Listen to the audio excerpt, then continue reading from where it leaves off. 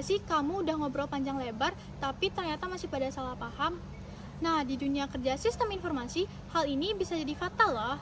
Karena mendengarkan dan berbicara ataupun bertanya secara efektif merupakan kunci sukses komunikasi. Jadi, kali ini kita bakal bahas nih, gimana sih cara bertanya dan mendengarkan dengan efektif sesuai dengan bab 4. Yuk, kita lihat gimana sih penerapannya di dunia kerja di sistem informasi. Sebelum kita masuk ke penerapannya, kita mesti tahu dulu nih, apa itu mendengarkan secara aktif. Mendengarkan secara aktif berarti fokus penuh terhadap lawan bicara. Bukan hanya mendengarkan kata-katanya, tetapi juga memahami maksud, emosi, dan juga memahami konteks pembicaraan. Nah, dengan mendengarkan secara aktif, kita tahu kapan dan bagaimana bertanya dengan tepat.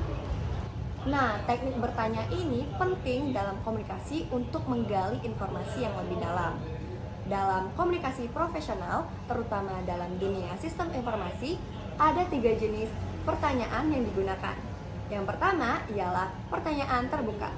Pertanyaan terbuka adalah pertanyaan yang mendorong lawan bicara untuk menjelaskan lebih luas. Yang kedua adalah pertanyaan tertutup. Pertanyaan tertutup ialah pertanyaan yang digunakan untuk memastikan informasi yang spesifik. Nah, berikut adalah simulasi dari pertanyaan tertutup yang diterapkan oleh developer dan klien.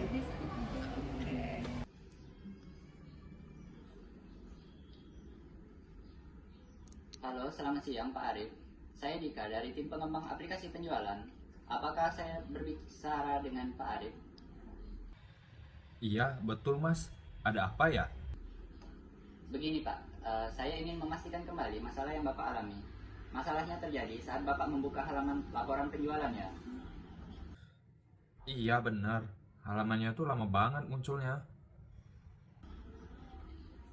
Baik, apakah hal itu selalu terjadi setiap kali Bapak membuka halaman laporan, Pak? Nggak selalu sih. Biasanya pas jam kerja aja sih lemotnya. Oh, jadi di luar jam ramai, halamannya bisa terbuka lebih cepat ya, Pak?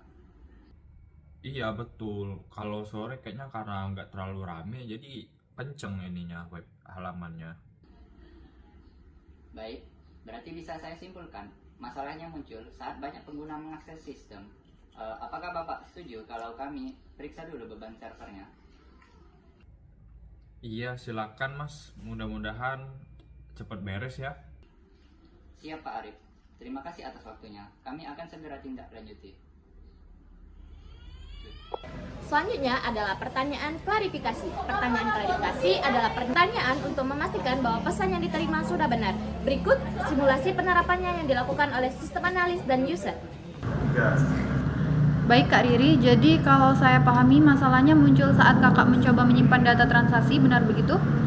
Iya benar, kadang tombol simpannya juga nggak bisa diklik. Apakah itu terjadi setiap kali kakak menyimpan data atau hanya sekali saja? Hanya kadang-kadang sih, terutama kalau datanya lagi banyak. Baik, jadi bukan karena jaringan internet yang lambat, tapi karena jumlah data yang diinput cukup besar ya? Iya, sepertinya begitu. Saya ingin memastikan, Kak, waktu tombol simpan tidak bisa diklik, apakah pesan peringatan atau error muncul di layar? Nggak ada sih, layarnya cuma diam aja. Baik, berarti kami perlu memeriksa proses penyimpanan di sistemnya, jadi masalah utamanya di respon sistem saat penyimpanan data besar ya, Kak? Iya, betul.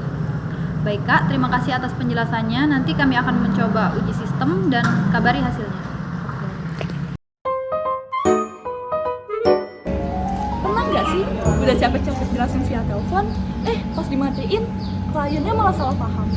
Atau saking fokusnya sama bug, kita malah lupa perkenalan diri, bikin yang dari seberang sana bingung siapa sih yang ditelepon. Nah, bagi kita, anak-anak di dunia sistem informasi, semua itu bukan masalah sepele, tapi critical skill.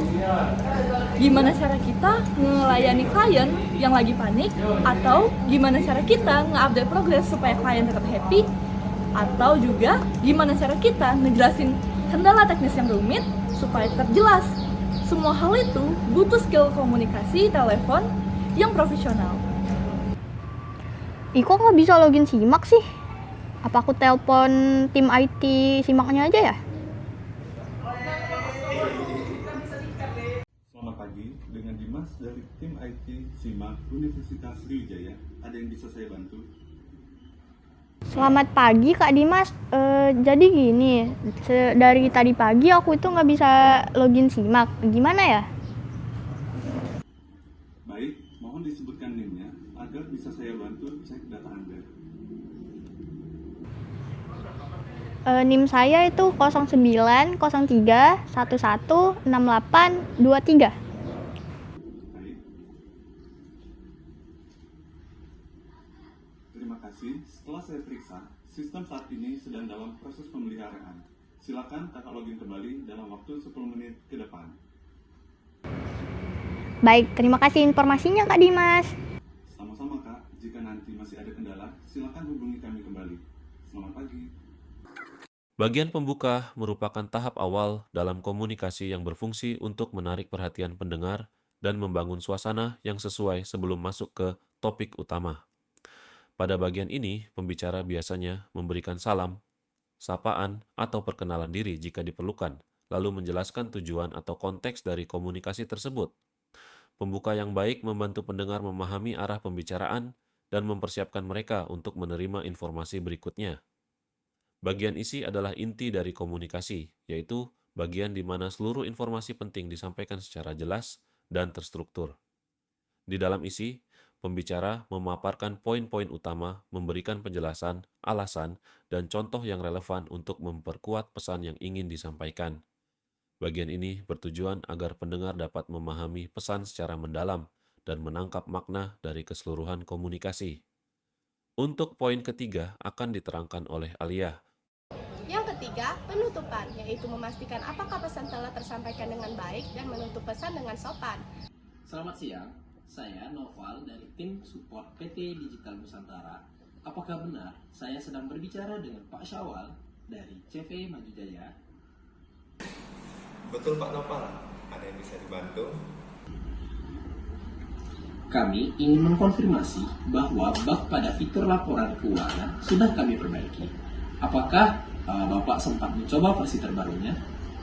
Iya, sudah. Dan hasilnya udah normal kembali. Baiklah, kami senang mendengarnya. Jika ada kendala lain, Bapak bisa langsung menghubungi kami kembali. Terima kasih atas kerjasamanya. Selamat siang Pak Syawal. Yang terakhir adalah bahasa yang sopan dan lugas. Dalam percakapan profesional, kita perlu memilih kata yang mudah dipahami dan terdengar hormat. Jadi hindari kata-kata yang formal seperti ya udah, oke deh, dan gantilah dengan ungkapan sopan seperti baik, Bapak Ibu, atau terima kasih atas waktunya. Bahasa yang sopan menunjukkan profesionalitas dan membangun kepercayaan dalam komunikasi kerja.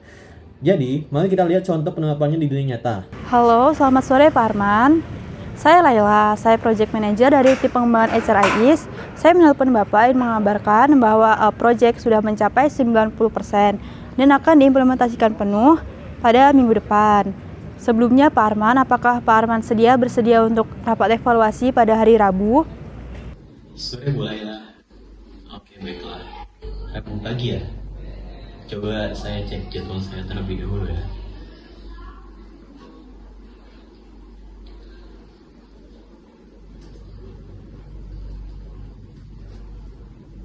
Baiklah Bu Laila, saya bisa.